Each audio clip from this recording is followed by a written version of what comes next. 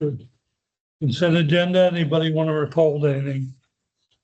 Number 4, the minutes of the board Okay. meeting. All right, anything else?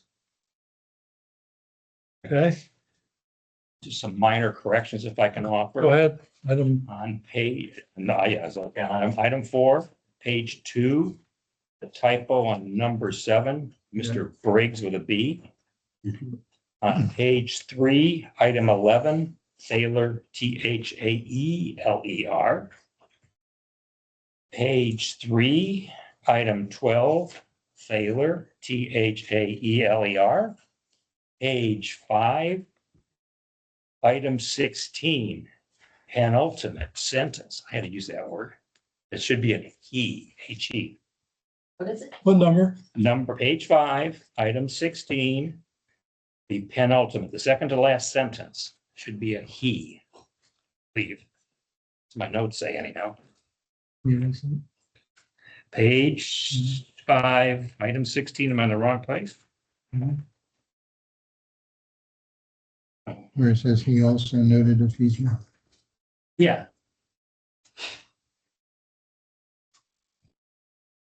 Are we fine? Am I wrong? Yeah, because it was Stephanie talking, isn't it? No, she. She, should be she. I said, She. She. I'm sorry, I forgot the she part. Yeah. Yeah, that was a choice. That was what it was supposed to be. Sorry. That it? Yes, sir. Okay, can we have a motion? Motion to approve as amended. Second, all in favor? Aye. Approve the remaining items as presented. Second, all in favor? Aye. Okay, great. Item 10, regular monthly SJRA Woodlands Division report.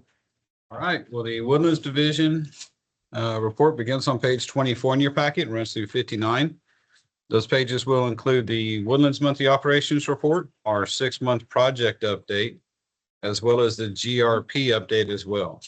Then on page 70 and 71 is the Bear Branch update, their monthly operations report, as well as their project update. So nothing to highlight, but I'll be happy to go through any questions you may have. Any questions? Go ahead. Page 24, pretty big kick up. In the red there. Groundwater. Anything to worry about?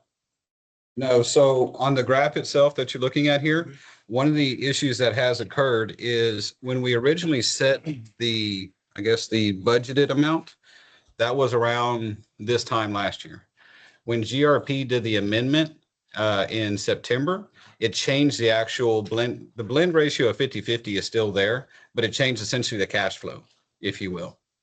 Because we had to move some of the Woodlands demand to the winter instead of the summer. So as we moved it around, we never adjusted the Woodlands budget. We only adjusted GRPs. Right. So what you're looking at is we're going to be off budget, but we're still hitting the 50-50 overall. Okay, perfect. Thank you. I like that you added the rolling year average and the losses, but still any new, any developments in the finding the needle in the haystack? No, we've confirmed it's not the billing software or the meter reads or anything like that. So we haven't found anything specific. We have found that all of the months smooth out except for that September month. So all those other, Oh, so all the other friends. yeah, they all balance out to each other, but except for September. Just out of curiosity, I know when we started putting in big meters for the bigger lines. That wasn't in September, was it? No. No. Never mind. No, we've looked at that. I'm sure you've looked at everything. A lot, yeah. You know, sitting there at 3 o'clock this morning going, maybe that was it. So at this point, you don't really have any clues as to where the. On that month. It's gone. No, I've looked at rainfall. I mean, we looked at leaks, but the leak wouldn't have gone away. So Yeah. that blip wouldn't be, so we've, what we are going to do here in the next couple of weeks is just get back with SJA. We had a previous meeting to brainstorm. We looked at a bunch more things on our side since then and get back together and just kind of collaborate on what we've all. Okay. So, Chris, on page 27, I was just curious on the item on the wells, 3, 7, 13, 15, and 30. Mhm. That those have been out of service now for 2 years. Is that because you didn't need them? You were waiting on equipment? I was just curious. It seems like a long time waiting for the. Funding. So that's all. We just didn't have the money to do it. So we programmed them into it. So 3 and 13, I think, are in your project update. They're actually under design. They're going to construction later this year. And then 7, 13, no, 7, 15, and 30, I believe, are the next 3 projects that we kick off September 1st. We typically have 2 or 3 down. This is quite a bit, but with the additional surface water, we've been able to maintain.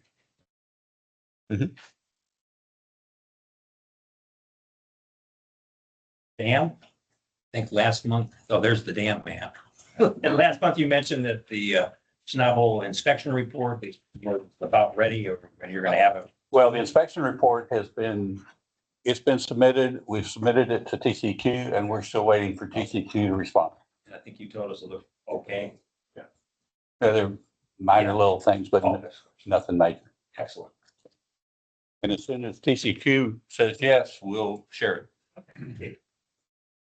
Another question, 51, page 51 on that water treatment facility number 2.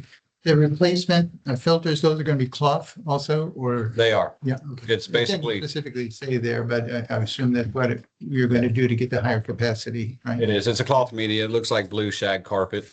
So it's kind of neat. You didn't need them. Okay. Any others? Okay, Can we thank talk you. about the drainage separately? Or is it? Do you have questions about Just an update. anything on Bear Branch, Yeah, Bear, yeah. on the maintenance? I think that's 13. No, Bear Branch on the, Not there yet. they're not there yet. Okay. Okay. Oh, it's a different item? Yeah. Oh, yeah, sorry. 11, consider an act on supplemental agreement with SJR for issuance of bonds in connection with Tier 1 water line renewal. That's one anyway. So I have a couple of things to visit with you about. The first thing is on page 69 of your packet. Several questions were asked last month about when were you wanting the supplemental agreement approved? When would we need money? When would projects be moving forward? When this, when that? So we put this together to give you an idea of basically schedule. Had one question last meeting, basically say why, well, let me back up. Our original intent was to bring the draft supplemental agreement in January. We missed that deadline with the intent of possibly getting the supplemental agreement approved in March. When that didn't happen, some comments were made that possibly we want to wait to consider that, or the MUDs would want to wait to consider that until after the new directors are seated. That's fine. So we've based the schedule on new directors being seated and having some sort of all MUD meeting after everybody's seated, where the new directors and the existing directors can sit down and we can walk them through all the projects. And also specifically the condition assessment on the water lines and what the outcome of that result of that report was.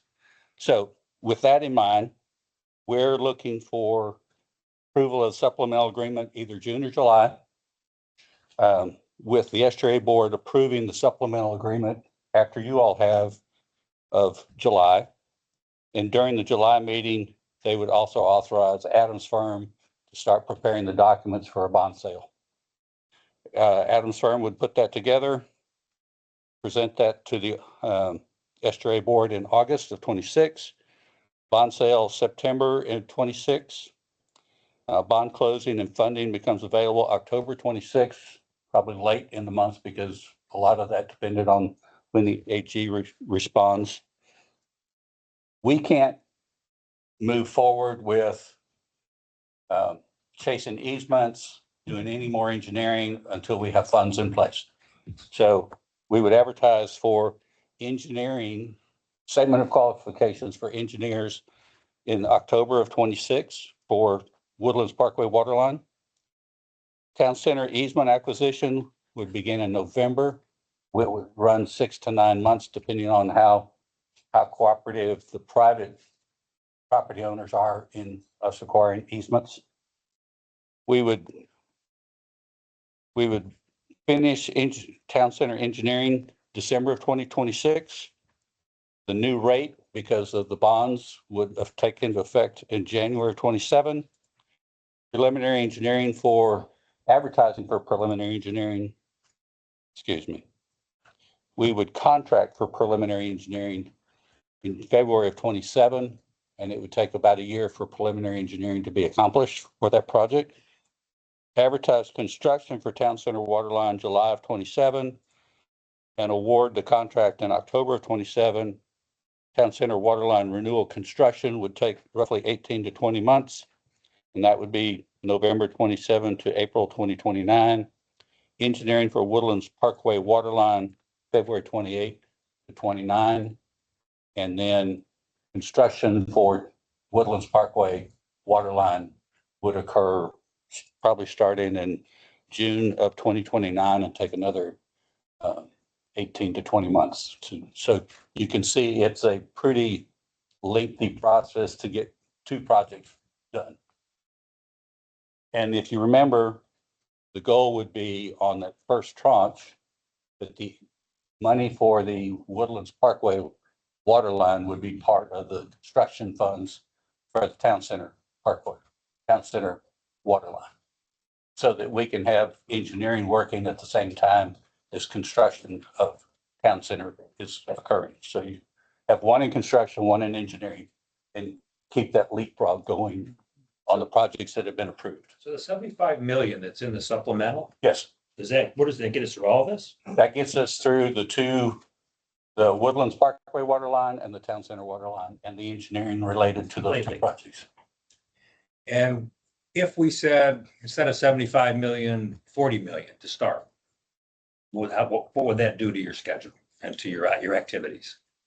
We could get Town Center Waterline done and the engineering for Woodlands Parkway done, but it wouldn't get you past that. And then it would take another supplemental agreement to move forward. Another bond.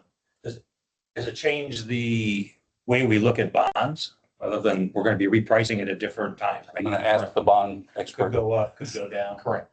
Yeah. Okay, just, I'm curious what it would do to you. That's, you guys are driving the activity Yeah. and. It does, Go ahead, I'm going to please. speak a little for you. It does raise your cost because you have more issuance. You're gonna have more issues, but bond price, the interest rate could drop. Right. The interest rate, it depends on your philosophy on interest rates, but yes, you're right. I appreciate that. Ed. So, all right, the next one is one of the emails that you have at your place. And let's start with the April 14th email at 9:33 a.m. Several questions have been raised last month. Why are SRA's cost estimates for the Tier 1 waterline projects different than HDR's? First thing is HDR's estimate was based on 2025 numbers. And based on the schedule we just went through, those projects aren't going to be accomplished in 2025. It's going to be spanned over the next 4 years. So we've asked our engineering group to kind of go through and go step by step as to how they calculated the prices for the SRA side of the ledger for those 2 projects. And in this particular case, they did it for Woodlands Parkway only.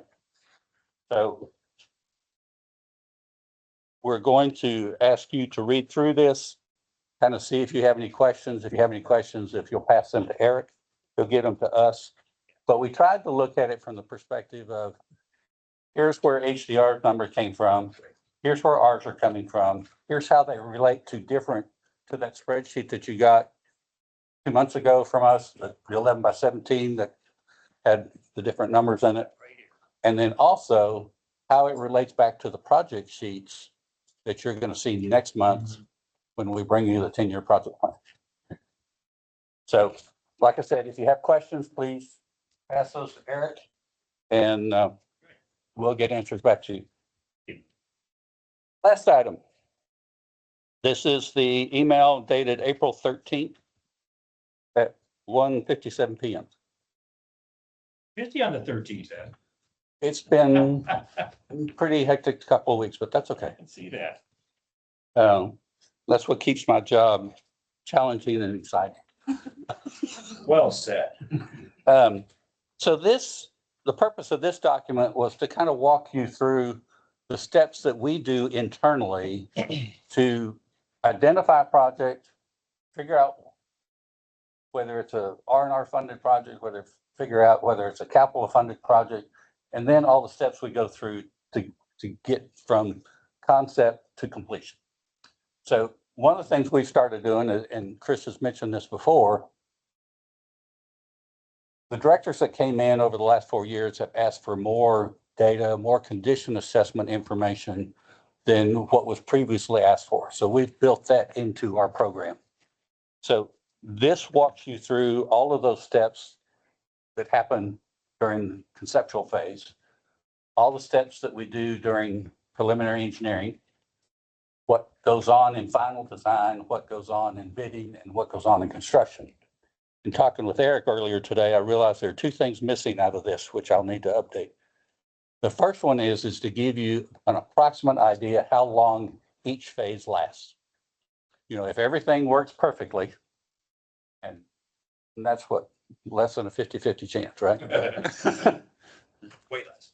You know, preliminary phase may take a year, depending on the size of the project.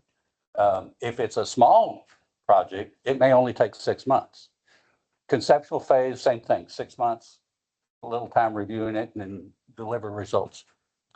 Design phase shouldn't take more than a year, but construction could take, you know, again, going back to the size of the project, it could take a year, it could take 18 months. A sewer plant could take 3 years to build, or a water plant. So again, this is for your information to read, look through. If you have any questions, please get them to Eric and we will respond. You're gonna add the comments from Eric? Yes, Okay. I'll give him a new electronic version, and the items that I add will be in red so that you'll know what got changed. Yeah, digitally. And then Stuff. the last item is something the attorney talks about, and that's the supplemental agreement. Yeah. Unless you all have questions for me. That's in your packet. It's updated to reflect some of the comments we got last month. At this point, we are, soliciting feedback from directors and to provide that to me and to Eric. John, we got some comments from you. Correct. And so we're gonna kind of gather all that stuff in, and we talked about a little bit offline. There's a bit of a spectrum in terms of director opinions among different MUDs about, how involved they believe that directors should be in the oversight of individual projects, as opposed to not, and it being a policy level. What was prepared as the original version that was provided to y'all was based on the supplemental that was done in 2017, the first time that we had this bond issue. So more to come on that. We want to kind of get everybody's feedback there, and then we can go from there in terms of what additional revisions would be needed. It's just, if I may, as an aside, I did send my comments to both you and to Eric. I believe this is a very important supplemental agreement. So as you pointed out, originally written in 2017, is 2026. We'll probably get this thing done this year. More importantly, millions and millions of dollars, probably more than $100 million, will eventually be raised based on this supplemental. This is going to be, I'm sure this will be the form that we're going to use not only for the pipeline project, but also for the waste treatment facility. So if you look out 2 to 3 years, it's clear that it's going to be hundreds of millions of dollars based on this supplemental. From my experience, I agree it's more in the private enterprise business, but we're used to having a contract that delivers for both parties. And I believe this party slanted more to the river authority's needs and getting bond money than it is to the MUDs and what we need to ensure that our residents are getting what they need. And I'm just saying this, I'm outlining 4 areas that I'd like Brian and other MUDs to consider, and that would be the deliverables. What indeed is being delivered by this contract? There's a little blurb at the back in the appendix, and that's about it. Governance, how are we managing risk in this project? Who's running the operations? I understand we're contracting, but exactly what's that structure look like, and who do we hold responsible? And then reporting. I know we have these meetings, we're talking about possibly changing some of the schedules, but there should be specific deliverables in those meetings in terms of reporting that we would expect to see we're on track and whether we're overspending or underspending. So, and the last thing I had, I threw in there excess funds. I'm still not clear why the excess funds go into R&R, but that's why I'm asking the lawyers to help me understand that. So I have 4 factors that I'd like Brian to look at and the other MUDs to consider. I'm not trying to hold up the supplemental. I want to get these projects rolling, but I want to make sure that what our residents expect to have happen does happen. That was my speech. Everybody else? Okay. Thank you for hearing me. Item 12, discuss an act on water reclamation facility 1 condition assessment. All right, so I'm going to be speaking from this one-page paper that was at your seat when you sat down. If you were at the trustees meeting or you watched the video, there was a recommendation presented. This recommendation is different from that recommendation. So after that conversation and that meeting, we got together internally, talked about quite a few things, and we've come up with this recommendation. I'm not going to read the top part. I'm going to focus on the bottom part. Essentially, though, we've been talking with you guys and the other directors over the last 5-6 years and spent $3-4 million, depending on how you look at it, on wastewater plant 1, various analysis, so on and so forth. So recommendations from the River Authority to the trustees in May. Item number 1 at the bottom is to stop the comparative analysis and move forward with merely a repair in place strategy. We do have comparative analysis that was done with Freeze and Nichols that compares 3 of the 4 options. This study was just going to update that with new numbers as well as new potential sizes of the facility. So item number 1 is to stop the study and move forward with repair in place. Item number 2A is to determine the appropriate size of the facility. This is the same thing that was in the original recommendation. We don't think it needs to be 7.8. That was made years ago. You don't want to build a facility and pour concrete for 7.8 if it's not needed. Likewise, you don't want to build one at 6 MGD if you need 7. So in this part, this is going to be our consultant working with the data that Woodlands Water prepared for the SFUEs and talking to the TCEQ in an unofficial manner to see what the actual regulations say, what would be required for the facility for a permitted average daily flow, as well as 2-hour peak flow. Part 2B is then to determine a tiered replacement strategy, repair strategy, could be replacement just depending. This is a takeaway from the HDR report. If you remember, we had tier 1, tier 2, tier 3 broken up over 5 years. This strategy would be based on the condition assessment that Corello did about a year ago. Would ask Corello to go back in there because they just said this is what's wrong with the facility and this is what's good with the facility. We never asked for costs, timelines, and stuff like that. So we would ask them to take that report, turn it into these tiered approaches, either 5-10-year blocks or whatever that needs to be done, put a cost to it, and then, of course, when it needs to be done. Within that as well, some of that stuff would need to be bond funded. $20 million in the last 50 years. Makes sense for a bond. Some are pumps, motors, and valves. Last 5 to 10 years, don't want to put it in a bond. So we'd have different stratas that actually say bond funded mechanical, bond funded structural, O&M funded, whatever it may be. And so with this, what we're looking at, just kind of recap: 1, move to a repair in place option. Number 2, right size the facility. And then 3, base all of that off of a tiered replacement strategy similar to the HDR report. So we are looking for the May trustees to take action on this. As you can see at the bottom of this, since we're looking to stop the comparative analysis, we are looking to move some of those. So there's about $280,000 left in that budget, cash already on hand. We would move $200,000. It'd stay where it is, but essentially we'd allocate that $200,000 of that $280,000 to the 3 options I just talked about above. Question. Going this route, we won't get an estimate of what it would take to build a conventional plant in place. We won't get that cost estimate. You won't get an updated one, but there was one. Yeah, there was one done with the Freeze and Nichols report. That was, Correct. I think we all agreed was way inflated. way inflated. Yeah. Now, this is the River Authority's recommendation. The trustees, as you all know, the MUDs and the trustees can go against this and say, we like this, but we want you to finish this. So the trustees want to add that and the MUDs want to add that in. We're not against it. We're just trying to put shovels in the ground eventually.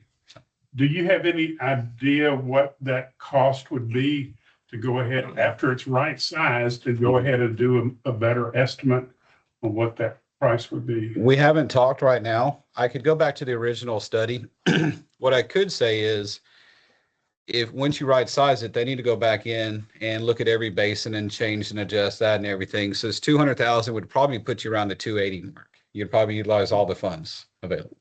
Well, I will tell you, I think the original analysis was based on a 50-year planning horizon, Mhm. which in hindsight, I think was probably too long. I agree with that, but I think that I'm sure that will be the cheapest method to our customers over the long run, over the 50-year period. I think that would come out to be the cheapest, but it's gonna have the most severe impact initially to the customer in the rates.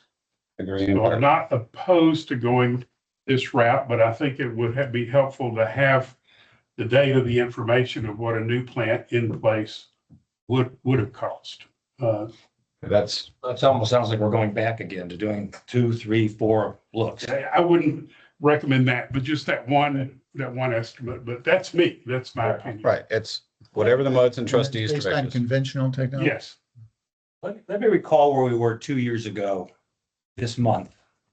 This board, Stephen, Mr. Briggs and I were not on this board, voted to spend $40 million to do an engineering study for the option 4 of new plant with a whole new build with membrane technology. And for the last 2 years, we worked very hard with the River Authority, with the consultants, so with the directors to come up with a solution on what was the most cost-effective way to go forward. And I really appreciate the steps that the River Authority's taken, saying, we need to start some work, and we know there's things in that plant that need to be fixed.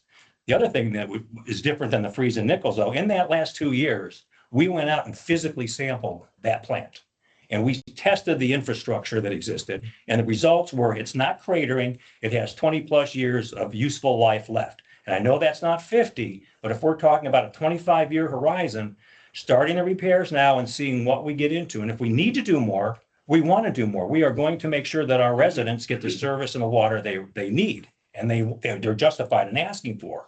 But we also need to get started on something. And I believe having gone through the last 2 years and avoiding spending money on projects that we don't need to be doing is the right answer. So let's move forward on getting this repair work started. That's where I stand. No, I had one other thing that I tend to forget. With this removes land acquisition off the table, right? There's essentially going to be 2 separate items to deal with. This is strictly dealing with, let's fix what's there. There may need to be some minor land acquisition to do this. So you may need some new access points. You may need some land for equalization basins, lay down areas for the rehab, stuff like that. There may need to be a few parcels purchased for that reason. Something else for the MUDs and trustees to consider is long-term planning. Like you said, 20, 25 years for the condition. We don't know what's going to occur in 20, 25 years from now. It may be advantageous at some point in the near future to go ahead and look at buying the rest of the land around plant 1 via a bond, whatever else, just to have it there in case the MUDs in 20, 25 years need that land. So 2 separate items. If we buy land and 10 years from now, we say, we know we've now right-sized this thing completely, demand's dropping. Can we sell the land? Yes. Okay. Well, I think you raised a good point, because during the last year or so of discussion about how to keep that plant in compliance with the 2-hour flow, Mhm. you came up with some ideas that sounded what you called some kind of basins, equalization basins, which you said would require more land. Mhm. In doing this work, I'm sure we're going to need laydown yards and activity. I would encourage you to come forward with a firm proposal for a land acquisitions that's justified for the work that we're going to do and some of the upside that we can see to avoid violations of TCEQ. Agreeing. We've been asked for that by at least one other med before. And the thing is this study right here is going to take 6 to 9 months to do. So in the process of doing this, we can also look at that as well. And you would need that analysis because if you go into condemnation, you're going to need some sort of a justification for it. You got it. Okay. If you go into condemnation, can you still sell that land 10 years from now? I don't know. I think you're probably not gonna want to get into much discussion about Fair that. enough. In order to condemn, it's supposed to be a necessity. Yeah, So you that's don't want to concern go me. and say, well, I might need it, I might not, because that kind of undercuts. the Hopefully we argument can of make a deal necessity. without condemning. Right. I'd rather do that as an entity. Well, I appreciate you bringing forward this. It seems like a very prudent approach versus where we've been. And yeah, it's, as John says, it's time to, we spent a lot of time looking at it. We need to have a concrete plan to move forward on because there is work that needs to be done on the plant. And so, Now, earlier, Ed talked about the 10-year project plan coming up next month to be presented. Keep in mind, this study is not on that. Well, I mean, this study is, but the actual wastewater plant, the actual work, it's not on there because they have not done 2B yet.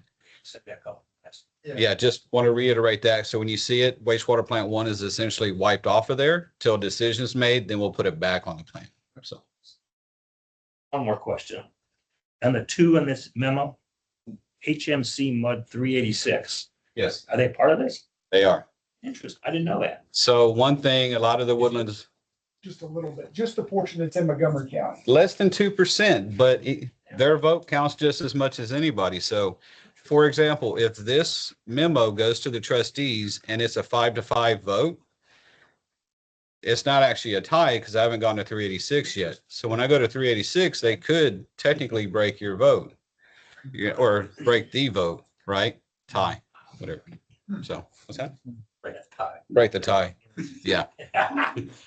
Let's keep it neutral. Yeah. No. Usually they don't have a hand in it because trustees take care of everything before it gets to them. But there's been once or twice it was kind of interesting in a meeting when it could have gone to them. But yeah, so everything that y'all vote on, 99% of everything except for the GRP review committee representative goes to 386. I'd like to, I don't know if we need a vote, but I'd like to recommend that we tell and trust our trustee to encourage items number 1, 2A and 2B. Got a motion? Yeah. Don't need a motion, I just making a recommendation that we. Discussion, Oh, sorry.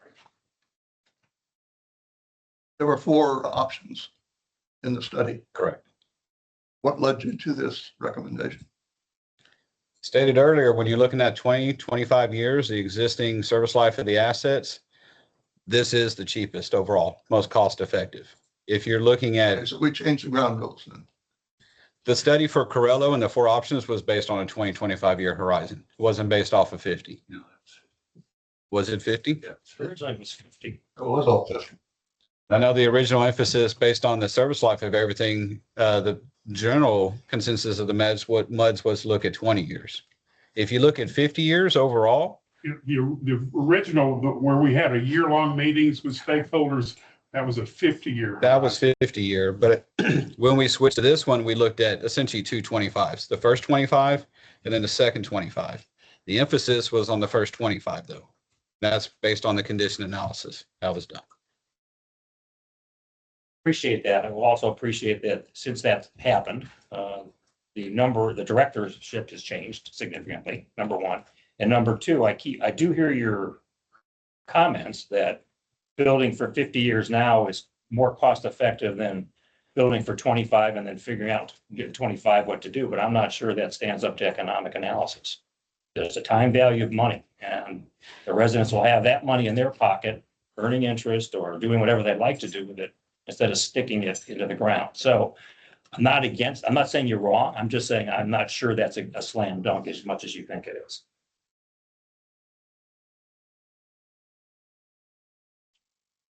Anything else?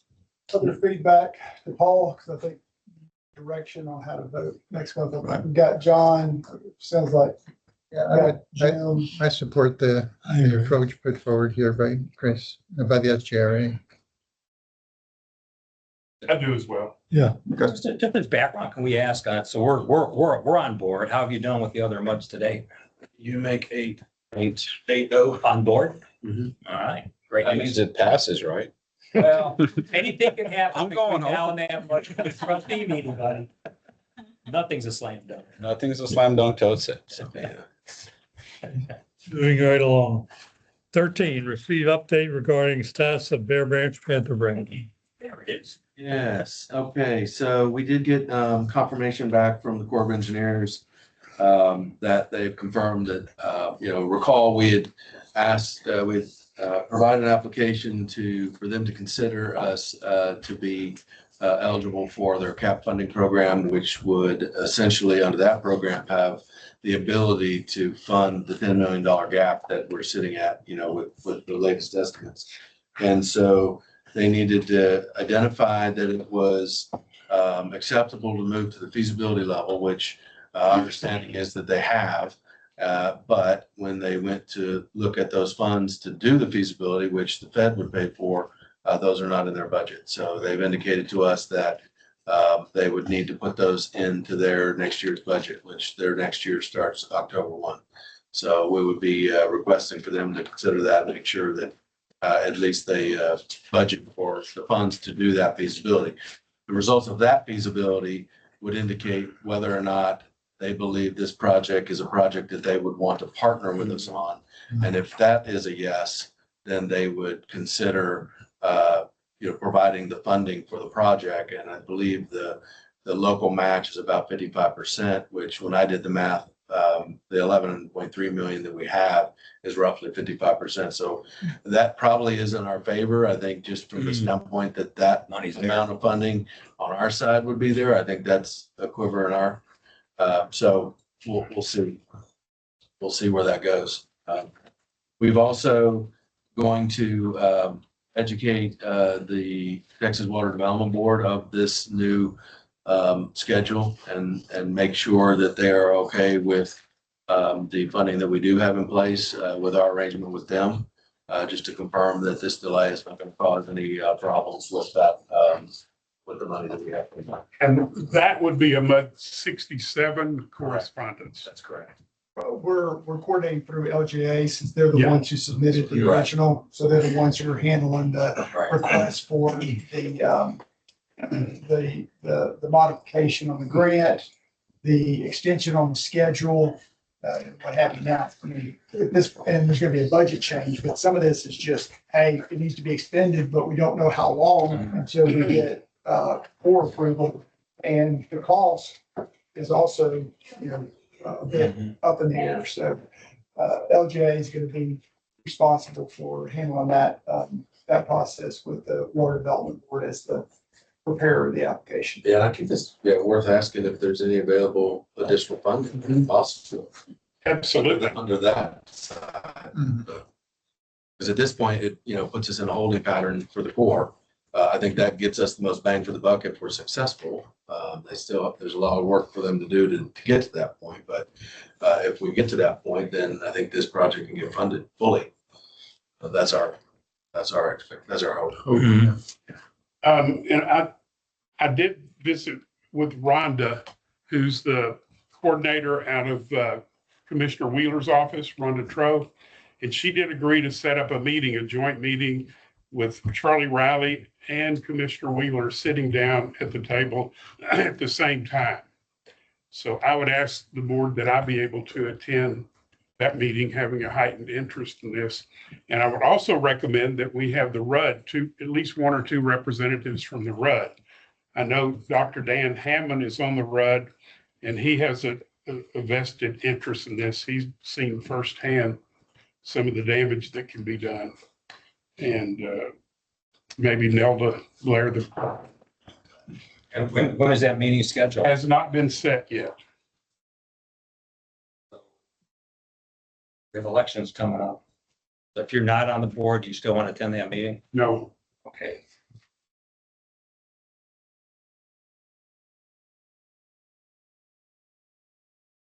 If you to attend that meeting as our representative, what would be your role? to make sure they understand it. I think there's some misunderstanding about what areas would be improved, what the consequences are, and to try to add some value to questions that are raised. And the bottom, I mean, the end goal, I would think, would be to get funding. Oh, yeah. I mean, it's the education process, and hopefully with the end result of changing their position. to- What, and Eric's been working on that too. Do you think it would be beneficial for you to join, Jim? Oh, yeah, Oh, absolutely. I didn't hear that part. Absolutely. That's what I didn't understand. I go, oh, No, no, no, Eric's no. been doing a lot of work on this. Oh, No, and I recommend that you do I that. would be there to support. I missed that part. well, and Jim brings the history of this. Absolutely. I'm obviously up to speed So on we're it. I just totally missing a key Sorry. element there.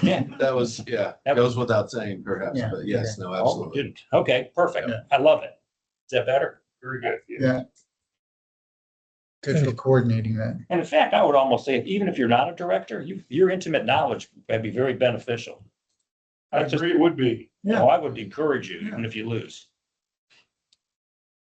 As long as you're going to report back, because you won't be here. Happy to. Okay, great. Thank you. Item 14, Turner's report. Nothing of a general nature in the attorney's report today. Okay. 15, discuss and approve termination of financial advisor agreement between district and Robert W. Baer.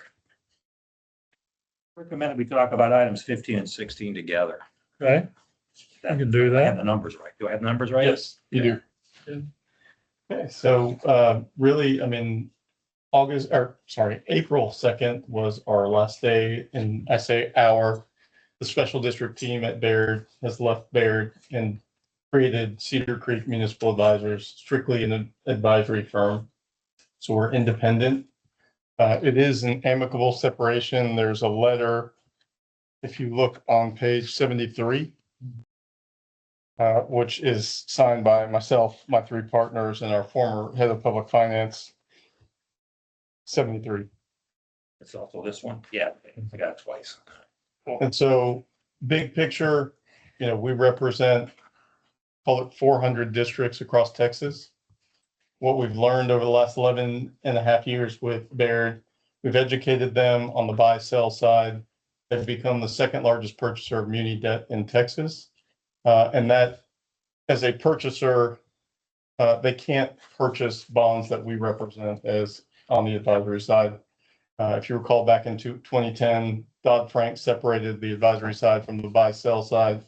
And so we're precluding a large purchaser of muni debt for our clients, which could have benefit. So, we discussed it with Baird, and there is an amicable separation so that they can pursue the purchasing of the bonds. That being said, the contract, should you choose to engage us. All right, before you go to your side, let's talk about the Baird side for a second. So I think I picked up a couple things there. It's amicable. But so Baird in essence can no longer support our needs That's correct. because you're gone. Correct. And that happened effective April 2nd. Correct. But I've got a memo that I'm supposed to sign from April 16th saying, hey, Baird, I love you, goodbye. Isn't Baird the guy that terminated this thing? By not having the resources to provide under contract? They're still technically your financial advisor.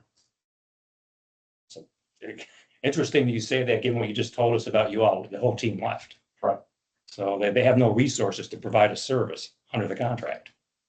So I understand it's amicable, but I also feel that Baird, you guys didn't just do this 2 days ago, right? I understand disassociating with an organization, so you've been working on this for months and we get this news after the fact. Right. That doesn't feel very good to me, just so you know. And I So mean, not just for Baird, but for you. Yeah, and I'm precluded from talking to clients when Baird in this type of situation. Baird surely could have come to you and come to us and said, hey, we're going to be making a change and we're going to need you to terminate us because it's beneficial to us, Baird. And I'm assuming this termination is for Baird's benefit. Potentially, Yeah, so you're cut and free. not necessarily for this district, but for other districts. But Right. is it my understanding that Baird is now in the position that after terminating politely, and there's no cooling off period, Correct. that Baird will be able to get involved with the SJR bonds? Well, only if it's competitively bid. I mean, if it's negotiated, then it would be completely up to SJRA whether or not they want to include them in an RFP. You're suggesting that SJRA would have buddies they want to give the bond work to and not competitively bid it? No, absolutely not. But so I'm confused. the SJRA has the ability to negotiate. It doesn't mean that they just go out and select one underwriter. What they'll do, and we've done it in the past, is issue an RFP, compile the information based on that RFP, rank the underwriters, and then select 1 to 2 to 3, depending on the size of the issuance. Okay. So it would not be just selecting one at random. It would be based on a set of criteria that they would need to respond to the RFP. So bottom line, yes, Beard's cutting you loose. It provides an opportunity for them. So this It clearly wasn't at our discretion, even though we're the ones saying terminating for their benefit. And This is just for their benefit. on record, I will say it was not Baird's decision. Well, it's their decision not to inform us and to say, hey, we want to make sure we're not cut out. So you terminate us, we won't terminate you. Okay. Is there any financial loss with them terminating them? There was nothing on the boards. We didn't pay them something we shouldn't have, that we should be getting back. Okay. That's my questions I had on the Baird deal. I'm not ready to prove it yet, but that's my question. So I want to prove it together or not. Okay. So I'll say there is, roughly 2 things on the new contract that I'd like to point out. One being the name change. Good name. And then 2, in your packet, this was just a generic form contract that was sent to Schwartz Page for review. This is not your contract. We kept your contract the same with one change. If you look on page 105, disregard the table up top. Your table is different.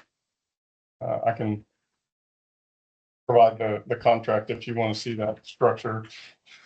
It's the same one that you had with Baird. It's the same one you had actually with RBC. We have not changed that since, I don't know if it's been since the 80s or since the This is 90s. the fee schedule. Correct. What page are you on, please? 105. Thank you. Yeah. And so that fee schedule is only if you were to sell bonds. Competitive is that fee schedule. Yeah. I mean, The I'm one- getting no context here, right? Yeah, so the one that you see on page 105 is competitive in today's market. Uh-huh. And this is the actual contract, which shows reflective of what is current with Baird's contract, and this is in our contract as well. I can't even read. So the tiers are significantly lower. Okay, so up to 3 million. That would be, I guess, there's nothing like that. To go up to 7. 3 to 5. Over 5.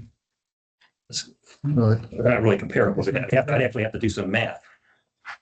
So what, this thing you gave me, what is this? That is our form contract for the district. Now? I guess I don't understand. I'm getting this, so what's this one that's on page 105? So this was a form contract. So this is just not real. Correct. It Okay. was inserted into the packet. Look at it. Yeah. So let's go to the one you just gave me. The question remains, how competitive is it with other companies? That I would say is more competitive.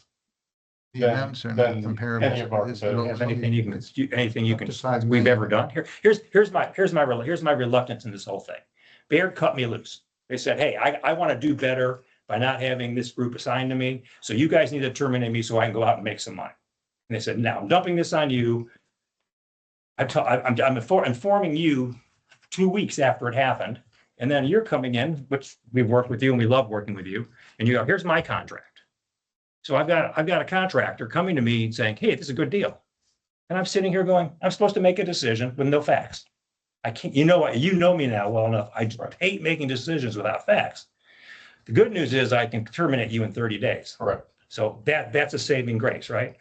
But still, I'm uncomfortable. I don't think we should ever have something like this put in front of us and say, do it without a comparative analysis. Yes, sir. To just kind of add a little bit of context to that, for professional services, which includes a financial advisor, if you were, let's just say you're, new district, you got no FA, what have you, you can do a request for qualifications. Look at the qualifications. Yeah, yeah. And then negotiate with that party, but you're not gonna go and get request competitive bids. So you're looking at different prices side by side. That's for professional services. Those are limitations on governmental contracts for those professional services. You don't make the decision based solely on price. It's a request for qualifications. You get qualifications, you negotiate with that party that you think is most qualified. If you can't come to an agreement, then you go back, get another qualified person and go through that perspective. So it's a little different. I know what you're Yeah, thinking. yeah, no, I thank you. I appreciate the explanation so that I understand that when you get that request, will they provide you a quote? Never. Boy, my If we lord, no were to wonder we go out for- overpay. Or to go out for qualifications, what would be our response under the environment we're in right now with a change? I mean, frankly, with the fact that you have no bond authorization left for new money bonds, and the most funds that a FA gets is when a district issues bonds. Frankly, I don't know how much, I'm speculating. I No, can't no, say, you've but, got experience. That's but- good. you're not a new district that's, gonna issue a whole lot of bonds. You're not a district that, has bond authorization. They know that you're gonna do a bunch of deals. Mhm. There's not, frankly, a lot of juice. Fair enough. If somebody's looking at it from the outside objectively. Okay. So I'm looking at these two fee schedules, and it's hard to just sit here And it is, Paul. and say yes or no. But one thing that did catch my eye is item 2, the annual service fee That's the, was 5,000, it is now 10,000. no, and this is new. So historically, we haven't charged anything.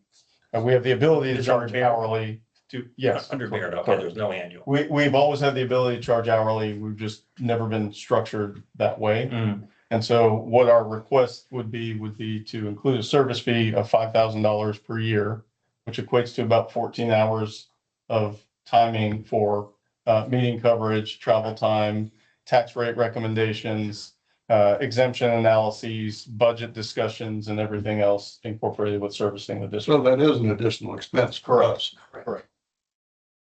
One other thing I'd point out, so we got the form of contract that's in your packet for all of our districts, and we've gone through and looked at it. We had some comments on the termination provision. So if you were going to be in the process of issuing bonds and you terminated, there could be a termination fee. Adam and his group were willing to remove that at our request, and so you'll see on the actual contract, there's no termination fee besides out-of-pocket expenses they would have incurred at the time of termination. So that's a significant change from the form that was in the packet. So the 5,000 is times 10, Correct. 10 months, that's 50,000 a year. Correct. That's the cost of us terminating Baird at their And discretion. that's to cover the costs such as the meeting you're sitting in right now. Correct. And the stuff he does before we raise taxes or look at tax rates. Exemptions. So it's an annual fee. Is it paid up front? At the end of every year. So what happens if we terminate you after 30 days? And I mean, I I don't don't know. imagine. It's not in the contract. I know it's not. Yeah. So that's what I'm asking. We would charge Prorate it it somehow for you? I don't want to mess you up. at best, we would For prorate it. respect, yeah. I think Baird should have paid the initial fee. I really do. I think Baird should have ponied up to the 10 months, a $5,000 first annual fee. That's my recommendation. And just to be clear, it was not Baird's decision. They're the It ones was our I decision. appreciate that. Yeah. And I like going smaller. I always do, Yeah. but at the end of the day, they can benefit from this and they know it. And I'm really not happy that they told me 2 weeks after they did it. That's where I stand. I'd like you to prorate your contract. I'd like Baird to pay my $5,000 first annual fee. Just they stuck it on me. We have a motion. So, further discussion. Good try. You would not have presented this to Baird unless you thought, you as a group, I'm talking about, not you personally, unless your group thought that you would be in a better position, either Absolutely. individually or financially or both? But, correct. Majority of our competitors have gone independent. Hmm. There's not as much of a need for the backing of a name. We don't use balance sheet. So we're strictly advisory. We're almost a self-contained unit. We were inside of Baird. And so we wanted to go independent. So the only difference in oversight for us as a broker dealer with a buy-sell component, FINRA oversees and enforces. Now the SEC will oversee us and enforce rules and rates. Do you have filing requirements? Correct. We're registered. The company's registered individually. We're registered already. Have you had any other districts outside of the Woodlands here that have agreed to this Yes, change? yes, multiple. You care to express a number or? I don't have a total number, but I mean, we started last week, so I'd probably say about 20 districts now. And what, anyone refused to do it? No.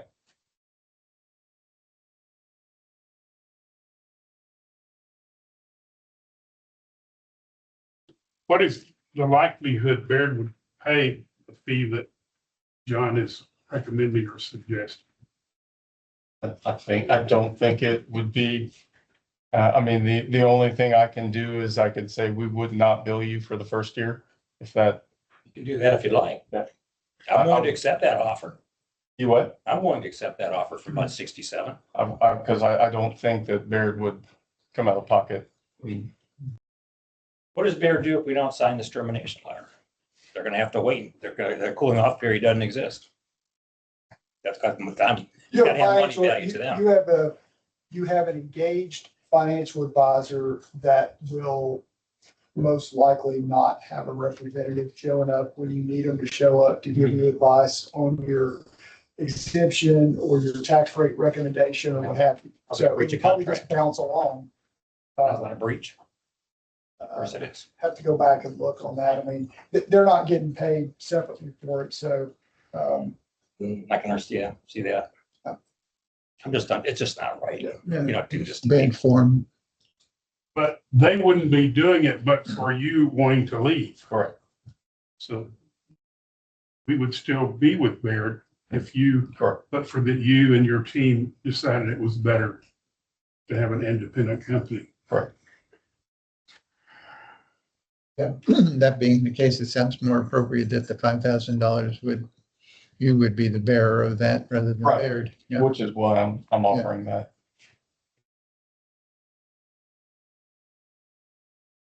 In that case, I'm gonna make two motions. I'm gonna make a motion that we go ahead and terminate Baird with prejudice, number one. And number two, I'm gonna suggest that we accept the Cedar Creek contract with an amendment that the fee be $2,500, and because I want to get good service out of you, and I don't want bad feelings. I appreciate the effort very much that you made to come closer. Those are my two motions. If I can do two at a time, I don't even know. Can I, Mr. President? Good night. Yeah, is there a second? We'll make it a one motion. Well, The first year. I need a second. I'll second. okay, yeah, right. All those in favor? Aye. Unanimous. Thank you. Uh-huh. No, thank you for working with us. Absolutely. I look forward to more years. Absolutely. 17, general manager report. Just a footnote, if you plan to do anything different in the future, we'd like more than notice than 2 weeks after the fact. does. If I could have, I absolutely would have personally, but I would be precluded because I was duly registered at one point. What a company. Yeah, interesting. Yeah. Thank you. All right, good afternoon. General manager's report starts on 106. As you'll see in the report, we are working significantly in doing a lot of the ditch work across the woodlands. We started that up so last fall. We're making significant progress in various modes. And our crew that we hired, I guess 60 days ago or so, is strong at work. doing some desiltation, as you can see at the bottom of 109, and then also some vegetative cutback. So they've really hit the ground running as well. So good work out of them. Wanted to point out, we handled about 1,600 work orders last month. So our guys are very busy out there day in, day out. Maureen just left, but I was going to point out that she made 28 years of service at Joint Powers / WWA. So She started when she was legally young. that's right. And you could tell her I said that. Here, please. Good for her. Wow, that's great service. We did include a couple customer thank yous as well. As you know, I like to include those when we receive them. We share that with folks. So any questions before I throw it to John? Yeah, I have two questions. I think last month I requested if possible to get a map of the SFPUE undeveloped properties for the number of the. You're working that. Okay, cool. Yes, sir. I didn't want that to drop. No, we're Perfect. The other question I have is for John. Oh, wait, who's doing 117? Is that you or John? 117. that's ours. And the second graph down, I'm seeing a significant change in the cuts in March. Is there anything, any story there other than things are getting tighter or?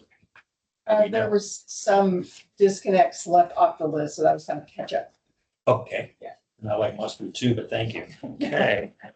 Sorry. Been a long meeting. All right, communications report on 118 for you. And I'll ask you to flip forward to page 119 because I want to zero in today on the results of our most recent annual community survey. We've been issuing this roughly annually for the last 4 years, starting in 2022, when we implemented the communication strategic plan. So you'll see not only where we sit today as far as knowledge and opinion levels, but how we've trended since 2022. One other thing I wanted to note before we get into the findings here is we changed our methodology. I think we were much more inclusive, did a better job of getting the representative sample of the full community. I think in the past, we had respondents that were overly weighted towards our kind of standard communication stream, if you will. We did a number of things to make sure that we were getting folks outside of that stream, and the findings reflect that we did that. Now, I'll say overall, it's a very positive report, in my opinion. You can be the judge. We did expect it to be actually a dampened report because we're reaching more folks that we don't talk to as regular this round. And I don't think that happened. So the results, I think, are extra encouraging. So the population that you reached out to, what was the percentage of respondents, the people that responded? The percentage of folks kind of inside and out our stream, I'm going to give you. Well, I mean, you went out to all these people seeking them to complete the survey.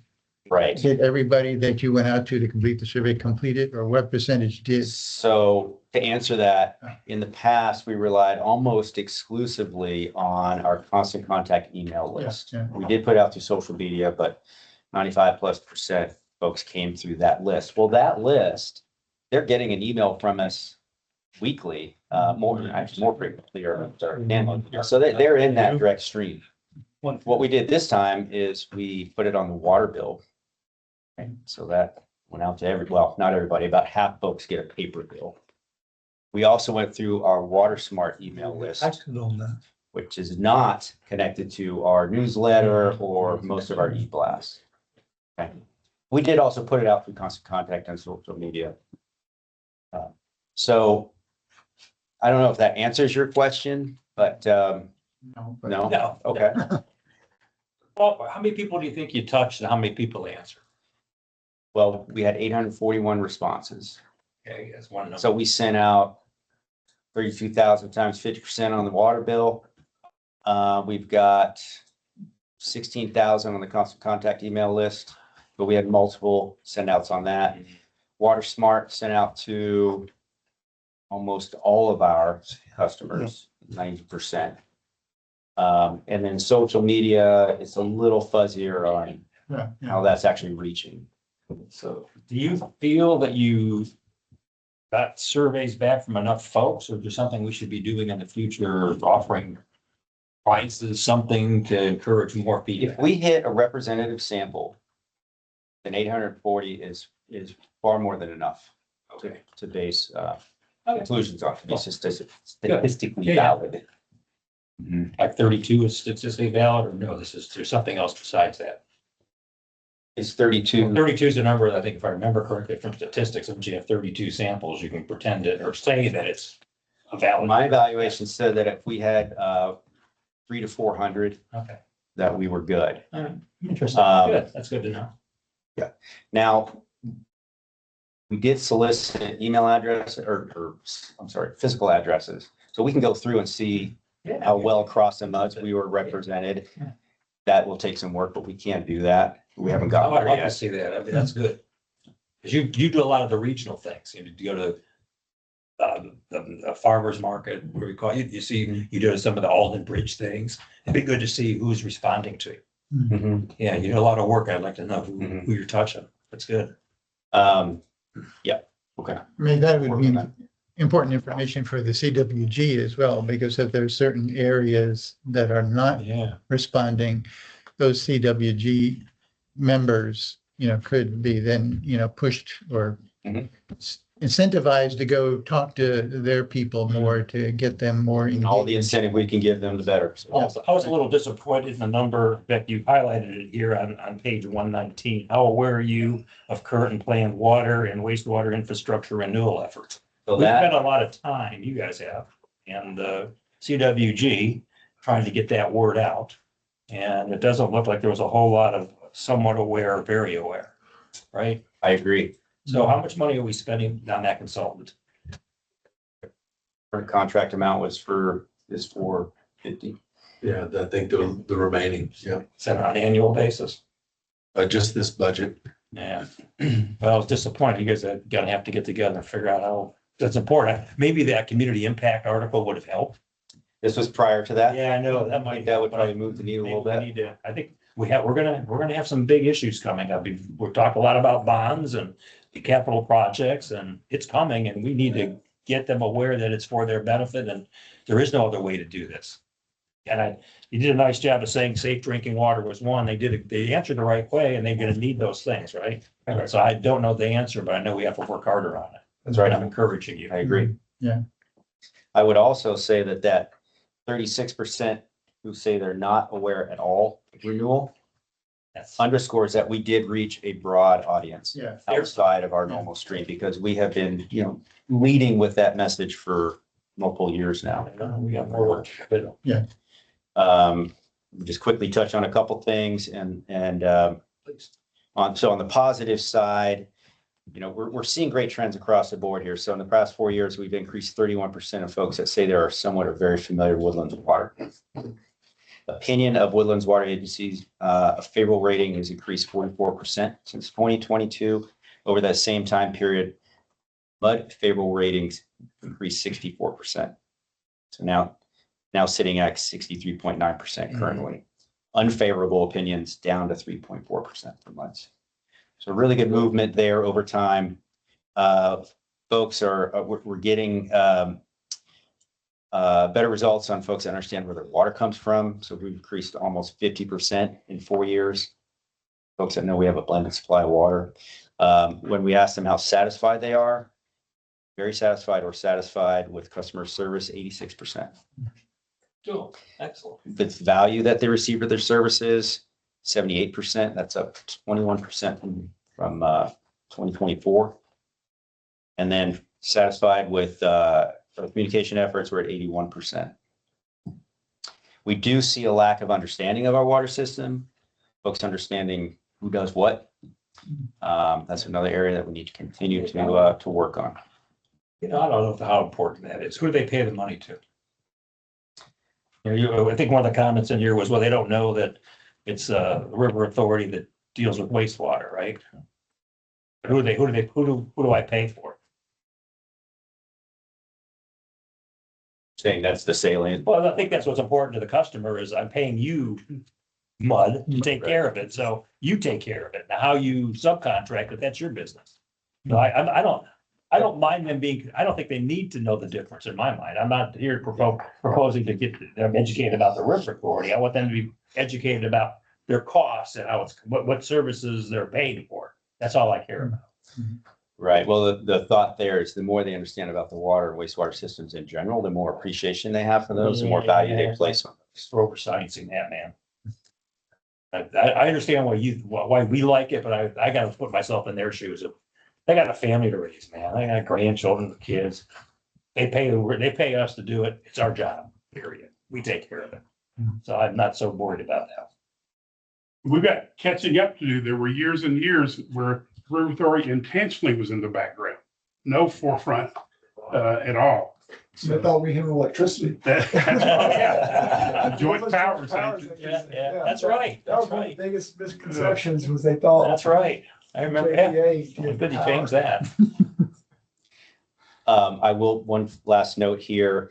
This is a portion of the survey.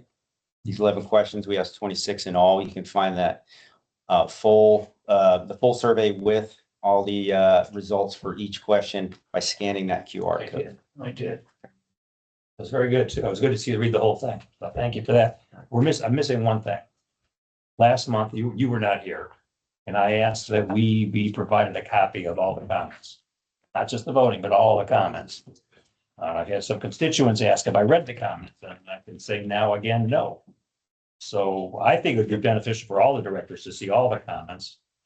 You can decide that, but I definitely want us to see if these guys are just, but I for sure want us to read all the comments. We're still going through those and categorizing them, and that's a lot more work to pull out that qualitative, the qualitative takeaways versus the quantitative. So we're still working through that. But They're written comments, right? yes, sir. Well, I don't need a statistical analysis of that. I just need to read the comments. Get what they're on. Please. Good stuff though, John. You guys are really doing a good job of education, and we're only pointing out where else we have to go, right? Absolutely. And Well done, sir. more ground to cover, that's for sure. Amen. I guess you got a job. Thank you. Thank you. 18 trustees report, Paul. Yeah, but the only thing that was not discussed in depth was combination of mud districts. And I know you said there's one discussion underway currently between Mud 1 and Mud 6. And the potential for Mud 36 to be involved. I don't know how. I guess the broader you expand the number of muds, the greater the chance of failure. Harder we And get. Mud 7 has no debt currently. Is that correct? Believe so. So they could be a candidate. It's possible. I mean, that's certainly one aspect of it, but tax rate is the big one. And so they're a little bit further apart from the other two. Well, it's an interesting concept. I can understand how people would feel it will reduce costs and reduce duplicative efforts by consultants and by Woodlands Water. At the same time, I've heard some ideas passed around. There's other ways to do it without having to go get them joined together and go to the voters and have to go through a whole 2-year process to merge them. Some of the impetus, as I understand it, for merging the MUDs was simply to reduce all these duplications and costs. And there's some concepts that have been being discussed about maybe going to quarterly meetings, maybe assigning the trustees more responsibility to handle carry the load.